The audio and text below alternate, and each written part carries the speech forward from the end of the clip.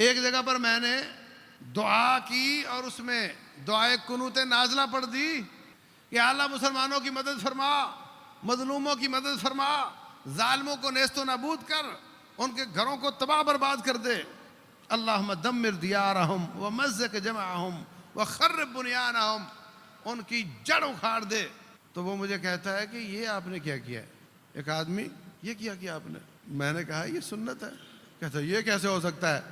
میرے نبی تو کسی کو بد دعا دے ہی نہیں سکتے۔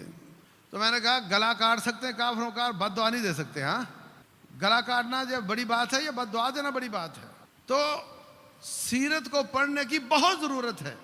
کتنے ایسے اسکالر ہیں جو نبی صلی اللہ علیہ وسلم سے محبت کا دعویٰ تو کرتے ہیں مگر آپ کی سیرت کا دفاع نہیں کر پاتے۔ جب ان سے کہا جاتا ہے تمہارے نبی صلی اللہ علیہ وسلم نے بدر کے موقع پر ایک قافلے پہ حملہ کیا، تو وہ کہتے ہیں ہاں اس کی لاجک یہ تھی کہ وہ مہاجرین کے چھوڑے ہوئے مالوں سے قافلہ تیار ہوا تھا، تو آپ نے پیسے واپس لینا اخلاقی جواز بنتا تھا۔ اچھا، وہ کہتے ہیں جب تو پھر بعد میں خیبر پہ حملہ کیوں کیا؟ تو وہاں پریشان ہو جاتے ہیں۔ کیسا مسلمان ہے کہ اپنے نبی کی سیرت کا دفاع نہیں کر سکتا؟ ویسے اس کو وہ صدقے واری بھی جاتا ہے، قربان بھی جاتا ہے، مگر نبی صلی اللہ علیہ وسلم کی سیرت طیبہ انکار بھی نہیں کر سکتا کہ آپ نے خیبر پہ حملہ نہیں کیا، اور اس کو اون بھی نہیں کر سکتا۔ یاد رکھو اللہ تبارک و تعالی خالق ہے سب کا۔ کافر مسلمان سارے رب کی مخلوق ہیں۔ مسلمان رب کی مانتے، کافر رب کی بغاوت کرتے ہیں۔ اللہ اپنی پارٹی سے ان کی ٹھکائی کرواتا ہے، کبھی فرشتوں سے کرواتا ہے، کبھی اپنے نیک بندوں سے کرواتا ہے۔ وہ اللہ کی پارٹی ہے، دوسری شیطان کی پارٹی ہے۔ اور رب رحمان ساری کائنات کو پیدا بھی کرتا، ان کو کھلاتا پلاتا بھی ہے۔ ایسا ہی ہے نا؟ تو جو کھلاتا پلاتا بھی ہو، پیدا بھی کرتا ہو، بیماریاں بھی وہی رفع کرتا ہو، ہر چیز ہی وہ کرتا ہو، اس کا حق ہے کہ اس کی وہ بات مانے۔ تو جو نہیں مانتے اس کی پٹائی کر دیتا ہے۔ تو اس میں کیا لاجک چاہیے آپ کو؟ آپ اپنے نافرمان بچے کی پٹائی نہیں کر دیتے، آپ تو اس کو گھر سے نکال دیتے ہو۔ رب اس کو گھر سے نہیں نکالتا، رب اس کی روٹی بند نہیں کرتا، مگر وہ چاہتا ہے کہ میرا دین غالب ہو، میرے بندے میری بات مانے۔ یہ ایک ہی لاجک کافی ہے کہ اللہ تعالیٰ خالق ہے، اس کا حق ہے کہ اس کی بات مانی جائے۔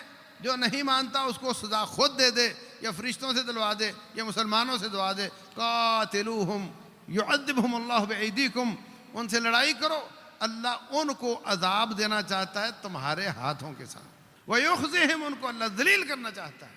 وَيَشْفِ صُدُورَ قَوْمٍ مُؤْمِنِينَ، اللہ تعالیٰ مومنوں کے دلوں کو ٹھنڈا کرنا چاہتا ہے۔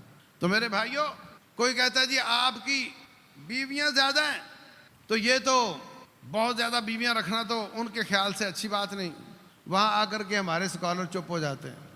بھائیوں، سلیمان علیہ السلام کی 100 بیویاں تھیں، ایٹ اے ٹائم تھیں، صحیح بخاری کی حدیث ہے۔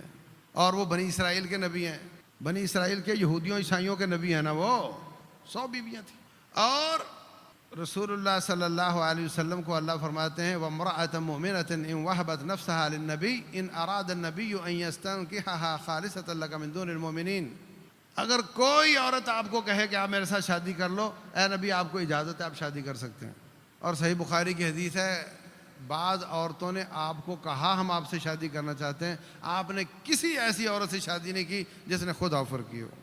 اس کا مطلب آپ شادی کسی حساب سے کرتے تھے، کسی مصلحت کے لیے کرتے تھے۔ خود آپ نے حضرت علی کی بہن ام ہانی کو آفر کی کہ ام ہانی آپ میرے ساتھ شادی کر لو۔ کہنے لگی حضرت میں بوڑھی ہو گئی ہوں، میری عمر اچھی ہوتی تو میں آپ سے شادی کر لیتی۔ کنواریاں اور نوجوان آپ کو آفر کر رہی ہیں، آپ قبول نہیں کر رہے، کیا سمجھو؟ اور پھر بچہ آپ کا شادی کے لائق ہو، یہ خوبی ہے خامی ہے؟ بچہ آپ کا شادی کے لائق نہ ہو، یہ خوبی ہے خامی ہے؟